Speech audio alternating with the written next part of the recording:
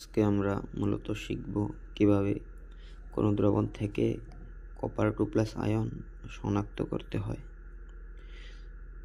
Ion শনাক্তকরণের এই উদাহরণগুলো অথবা কিভাবে আয়ন শনাক্ত করতে হয় এ নিয়ে পরীক্ষার মধ্যে যথারীতি সবসময় প্রশ্ন হয়ে থাকে। এবছর আমাদের গত টিউটোরিয়াল পরীক্ষার মধ্যেও কিভাবে আয়ন শনাক্ত করতে হয় নিয়ে একটা প্রশ্ন এসেছিল 3 নম্বরে, কিন্তু আমি ব্যর্থতার কারণে শিখতে পারিনি, এজন্য আমি আনসারও করতে পারিনি, 0 পেয়েছি। সুতরাং আজকে শিখব কিভাবে কপার 2+ আয়ন কোনো দ্রবণ থেকে আমরা শনাক্ত করব। কোনো দ্রবণের মধ্যে কপার 2+ আয়ন শনাক্ত করার জন্য আমরা ওই দ্রবণের মধ্যে পটাশিয়াম ফেরোসায়ানেট যোগ করব।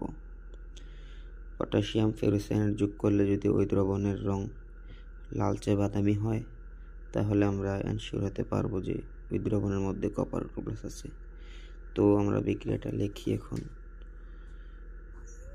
Copper 2+ plus potassium ferrocyanate FeCN6। এইটা হচ্ছে পটাশিয়াম ফেরোসায়ানেটের সংকেত। আমি নামটি নিচে লিখে দিচ্ছি, পটাশিয়াম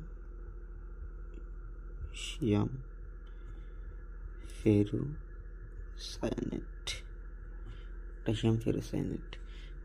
ওই দ্রবণ যদি কপার 2+ থেকে থাকে আর পটাশিয়াম ফেরোসায়ানেটের জন্য যোগ করি, তাহলে উৎপন্ন যে লবণটি হবে CO2